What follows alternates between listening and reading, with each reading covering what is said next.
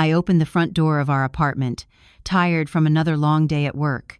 The smell of rain hit me, wet and sharp. On the mat, a small brown package waited. My heart skipped. I didn't order anything.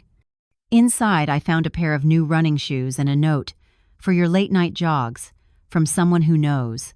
My hands shook. My husband Liam had never mentioned anyone sending him gifts. I called out, but the apartment was silent. Liam was upstairs in his office, typing furiously on his laptop. The note felt wrong, dangerous even. I sat at the kitchen table, staring at the shoes. My mind raced. Who would send them? Why? Liam came down, tired, his hair messy and eyes shadowed. He smiled at me, a smile I used to trust. "I'm just finishing some work," he said. But I noticed something odd. The laptop he carried smelled faintly of perfume, delicate, sweet, foreign. My stomach twisted. That night, I lay awake listening to the soft tick of the kitchen clock. Something had shifted in our home. Something hidden was now staring back at me. The next morning, my phone buzzed. A message from an unknown number. "Can't wait to see you tonight." My hands froze around the coffee mug. I checked Liam's phone, pretending curiosity, pretending nothing unusual. But the message burned in my mind. Who could it be for? Liam came out in a crisp shirt, looking normal, smiling at me. "I have a meeting tonight, back late," he said. But his eyes flicked at his phone, a subtle twitch I had never seen. I followed him subtly, pretending to water the balcony plants. By noon, I noticed his car was missing. I checked the driveway. The small note was gone, replaced by a faint smear of something sticky. A chill ran through me. I touched it. It wasn't water. Something had been left there, a clue. My heart thudded. I needed proof. I called an old friend, Sarah, who worked in private investigation. She knew how to find secrets hidden in plain sight. By evening, I had arranged for someone to discreetly watch Liam. My pulse raced. I had to know the truth before it tore my life apart. Sarah's investigator arrived at dawn. I handed him Liam's car keys and photos of the note and message. "Follow him, but be careful. Don't let him know," I whispered. I watched from the living room, hands trembling. The coffee went cold. Every sound seemed amplified, the birds, the cars, the soft hum of the heater. By mid-morning, I got a message. Liam parked at the city's old Riverside Cafe. My stomach sank. I knew that cafe. We had spent years there, celebrating our anniversary, laughing, drinking hot chocolate. I felt sick. My life had become a guessing game, every detail a trap I hadn't seen coming. I checked the apartment again. On the kitchen counter, a small perfume bottle, sweet, floral. I never smelled it before. I picked it up carefully, hiding it in my pocket. The investigator sent more pictures. Liam was talking to a woman in a red coat. They laughed too closely, hands brushing. My chest tightened. I sat down, shaking. My mind screamed, "This can't be real. This isn't real." But the evidence was undeniable. Something dangerous was unfolding. I had to be patient. I had to wait. But my anger was a fire licking at the edges of reason. I couldn't sleep. The city lights glimmered outside, soft but harsh. Liam was snoring lightly upstairs, unaware of the storm in my mind. I went to the living room, pulled the rug aside, and noticed a faint scratch on the floorboards near the bookcase. My pulse quickened. I lifted the floorboard. Beneath it, a small envelope. Inside were photos, Liam holding hands with the woman in red, in various hidden corners of the city. The smell of the perfume from the kitchen seemed stronger now. I gasped, almost dropping the envelope. My husband, the man I had trusted for 15 years, was living a double life. I felt dizzy, but focused. I had to act. I carefully returned the envelope and cleaned the floorboards, leaving no trace. I sat down, thinking, how long had this been going on? The evidence was meticulous photos taken over weeks. This was no accident.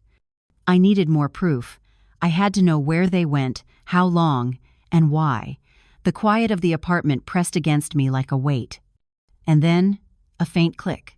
Someone was trying the front door. My blood ran cold. I waited.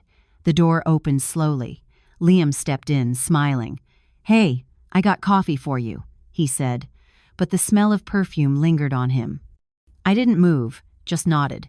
My hands clenched the envelope hidden in my coat pocket.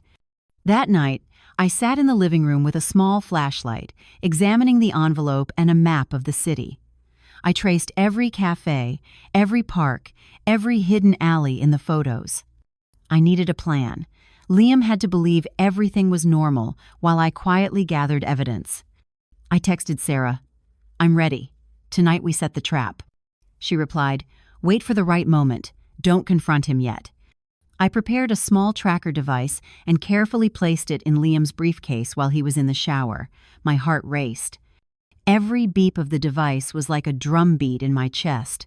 I was stepping into a dangerous game, but I had no choice. I needed the truth before it was too late. By midnight, the tracker led to an abandoned warehouse on the edge of the city. I watched from my car, hands gripping the steering wheel. Inside, I saw Liam and the woman from the photos. They weren't just meeting, they were embracing, whispering. The sight made my chest tighten, my stomach churn. I recorded everything on my phone, careful to stay hidden. My hands shook with anger and disbelief. Then, something unusual happened. The woman pulled out a small lighter, flicked it, and set a piece of paper on fire. The flames spread quickly, my eyes widened. The warehouse was filled with smoke. I felt a strange thrill of fear. This was escalating faster than I imagined. I called Sarah, whispering urgently, "They're burning something. I think it's important." She told me to stay calm. "Wait, do not intervene." I watched helplessly as the fire grew, shadows dancing on the walls. I realized the situation could spiral out of control. I needed a plan fast. The fire spread quickly. Smoke curled under the doors and windows. I dialed emergency services, but kept my distance. Liam and the woman scrambled, coughing, panicked. The camera on my phone captured their desperation. I felt a cold satisfaction and a pang of guilt at the same time. The evidence of their betrayal was now public, even if just for me and the authorities. Firefighters arrived minutes later, pulling them apart. Liam looked at me with shock and fear. The red coat woman glared, realizing our secrets had been exposed. I stayed in my car, shaking but composed. I knew the fire was more than flames, it was the collapse of lies, the purging of betrayal. The authorities asked questions, but I stayed silent, letting the truth speak for itself. Liam's world had changed in a single night. As the smoke cleared, I realized something important. The end of lies is always messy, but sometimes it's necessary. For the first time in months, I felt a strange relief. The truth was out. The next morning, I found Liam at the kitchen table, eyes red, head hung low. I never meant for it to go this far," he whispered. I didn't reply immediately. Instead, I poured coffee for both of us, my hands steady despite the chaos. "I saw everything," I said softly. "I know about her, and I know everything you tried to hide." He flinched. The guilt was clear. I felt a twisted mix of pity and anger. I placed the photos and videos on the table. "You wanted secrets. Now they are here, where they belong." For a long moment, we just sat. The apartment was quiet, heavy with the weight of broken trust. I realized something vital. Confrontation was not vengeance. It was true. And truth, no matter how painful, is liberating. Liam tried to speak, but I held up my hand. Silence was the only answer I needed. Days passed. Liam moved out temporarily, staying with a friend. The apartment felt empty but safe. I sorted through the evidence, saving it, labeling it, preserving the proof of betrayal. My hands trembled sometimes, but I felt more in control than I had in months. The red coat woman was no longer in his life, the fire having scattered their plans like ashes in the wind.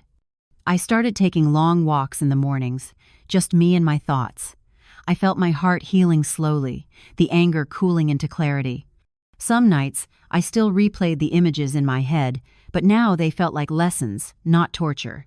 I realized something. Life can crumble suddenly, but survival is about collecting the pieces and rebuilding stronger. Months later, the apartment felt like home again. I had painted the walls, rearranged the furniture, and even bought fresh flowers for the kitchen table. Liam reached out, tentative, asking if we could talk. I listened, but kept my boundaries. I had learned something vital. Trust is fragile, and lies can destroy more than love, but truth, even painful, gives power. I smiled for the first time in weeks. Life was messy, but it was mine. I had faced betrayal, danger, and fire, and I survived. I poured myself a cup of coffee, sitting at the window as the sun rose. The city hummed softly. My heart felt light. Sometimes beginnings come after endings, and sometimes the strongest fire is the one that cleanses the soul.